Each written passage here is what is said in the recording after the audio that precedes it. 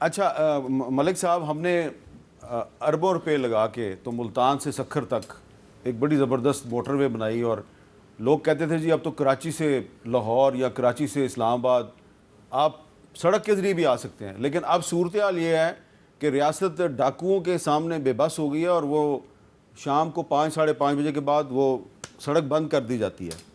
तो ये हमने सरेंडर कर दिया है डाकुओं के सामने। ये फेडरल गवर्नमेंट जो है और सिंध की सूबाई हुकूमत ये मिलकर इस किस्म के मसले कैसे क्यों हल नहीं कर रही? क्योंकि जब तक आप ये मसले हल नहीं करेंगे इन्वेस्टर तो नहीं आएगा आपके मुल्क में। देखिए, जो रिट ऑफ द स्टेट में कमज़ोरी आई है उसके लिए आपको सिंध जाने की ज़रूरत नहीं, आप फैज़ाबाद तक चले जाएं तो आपको नज़र आ जाता है कि रियासत की रिट कितनी रह जाती है। क्या ज़बरदस्त बात की आपने। मुझे कहा जाता है कि जनाब आप ये F11 से आगे ना जाया करें। जी हाँ, तो मेरा मतलब है कि ये जो हमने मुख्तलिफ़ औकात में अपनी ही मुल्क की रिट को कमज़ोर किया है उसके नताइज अब हमें भुगतना पड़ रहे हैं। बाज़ जगह पे बड़े स्टार्क हैं, जैसे कि आपने कच्चे का इलाका जो है उसकी एग्जांपल दी, बाज़ जगह के ऊपर शटल हैं, बाज़ जगहों पे पॉलिटिकल हैं। लेकिन बुनियादी तौर पे रियासत की रेट ऐसी है कि आप बिजली का बिल नहीं ले सकते, आप गैस का बिल नहीं ले सकते।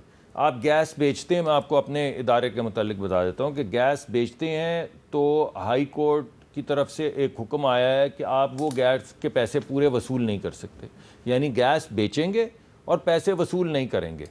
5,000 अरब का सर्कुलर डेट, 5 खरब का सर्कुलर डेट, $17 बिलियन का सर्कुलर डेट इकट्ठा हो चुका है सिर्फ बिजली और गैस की मद में। सिर्फ 2 ए ब्लॉक, एक इमारत है सेक्रेटेरिएट में जिसके 2 फ्लोर हैं, फ्लोर नंबर 2 बिजली का, फ्लोर नंबर 3 पेट्रोलियम का। 5,000 अरब, $17 बिलियन का सर्कुलर डेट हो चुका है इन्हीं बातों की वजह से कि बेचेंगे पैसे नहीं लेंगे, बेचेंगे तो पूरे पैसे नहीं लेंगे, बेचेंगे तो चोरी कर लेंगे।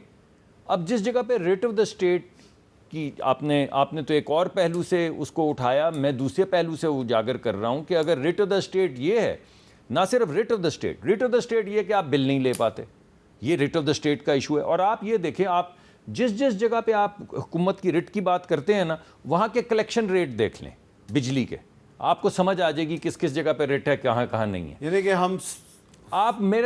मैं आपको कह रहा हूँ कि जो डिस्ट्रीब्यूशन कंपनियाँ हैं ना, उनकी कलेक्शन रेट्स देख लें, उनके नुकसानात और कलेक्शन देख लें, और फिर जो रेट ऑफ द स्टेट, ये आप क्रिमिनल और ये administrative rate of the state की जो बात कर रहे हैं उसको कोरिलेट कर लें तो परफेक्ट कोरिलेशन आपके सामने आ जाएगा। मलिक साहब आपको ये बता रहे हैं कि डाकू जो हैं वो सिर्फ कच्चे के इलाके में नहीं है, डाकू पक्के के इलाके में भी हैं। पक्के के इलाके में भी बिजली चोरी करते हैं, बल्कि डकैती करते हैं और सबके सामने करते हैं और रियासत उनको पकड़ नहीं सकती। और 5,000 अरब की करते हैं, $17 बिलियन की करते हैं, 5,000 अरब रुपए की वो डकैती करते हैं, क्योंकि ये पक्के के डाकू हैं और पक्के के डाकू जो हैं उन पे हाथ डालने के लिए बहुत पक्की स्ट्रेटजी चाहिए जो कि रियासत के पास और उसमें सॉरी मैं अगर इजाजत। वक्फे से पहले वफाकी वजीर पेट्रोलियम मुसद्दिक मलिक साहब हमें पक्के के डाकुओं के बारे में बता रहे थे जो बिजली चोरी करते हैं। जी, बिजली और गैस दोनों चोरी करते हैं और इसमें बड़ी बड़ी इंडस्ट्रियल यूनिट्स भी शामिल हैं। जी हाँ, हर चीज़। देखिए, मैंने आपको ये कहा है कि आपको पता है ना किस किस जगह पे, आपने भी 2 चलाई हैं फिल्में,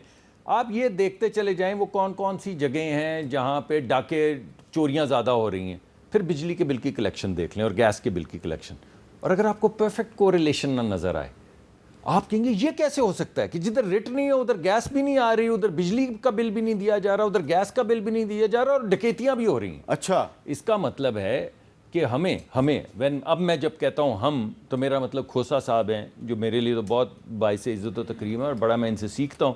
खोसा साहब हैं, दीगर पार्टीज़ के, हमारे पीपल्स पार्टी के लोग हैं, मौलाना की पार्टी के लोग हैं, हम लोग हैं। देखिए, हमारी सियासी मुखालफत चलेगी, सियासत के अंदर तो मुखालफत होनी चाहिए, दुश्मनी तो नहीं है ना। मैंने तो आपको खुद बताया कि मैं सीखता हूँ खोसा साहब से, मगर हमें सर जोड़ना ही होगा। हाँ। सिर्फ हमें नहीं सर जोड़ना होगा और मरहम रखना होगा, रिट ऑफ द स्टेट को इस्टेब्लिश करना होगा, कमज़ोर नहीं मजबूत करना होगा, बल्कि हमारी जो अदलिया है उसको भी लीडरशिप दिखानी पड़ेगी। अच्छा, अब मुझे एक 1 लाइनर चाहिए आपका, मेरे पास वक्त कम है, कि ये कच्चे के डाकू और पक्के के डाकू, इन दोनों पे हाथ डालने के लिए क्या करना चाहिए? ये अडयाला जेल में सारा हल रखा हुआ है। इमरान खान को बाहर निकालें, इमरान खान के बगैर सियासत नहीं हो सकती इस मुल्क में। देखिए, अगर इमरान खान बाहर आ गया तो बाहर आके वो हुकूमत से कहेगा कि तुम कच्चे के डाकू और पक्के के डाकू पकड़ो, मैं तुम्हारे साथ हूँ। देखें, ये मैं नहीं कह सकता, लेकिन ये है कि रियलिटी यही है कि इमरान खान को एक्सेप्ट करें as a reality, as a fact. अगर उसको आप एक्सेप्ट नहीं करते हो और स्टेट ऑफ डिनाइल में हो, तो फिर स्टेट ऑफ डिनाइल में तो स्टेट नहीं चलेगी। बहुत बहुत शुक्रिया लतीफ़ खोसा और मुसद्दिक मलिक साहब। कच्चे के डाकू और पक्के के डाकू, ये हमारी मुईशत के लिए एक बहुत बड़ा चैलेंज है, एक थ्रेट है। इनको पकड़ना ज़रूर है, लेकिन कैसे पकड़ें, इस सवाल का जवाब मुझे नहीं मिला, लेकिन कोशिश करेंगे कि जवाब मिल जाए 2 दिन में, 3 दिन में या मुस्तक़बिल करीब में।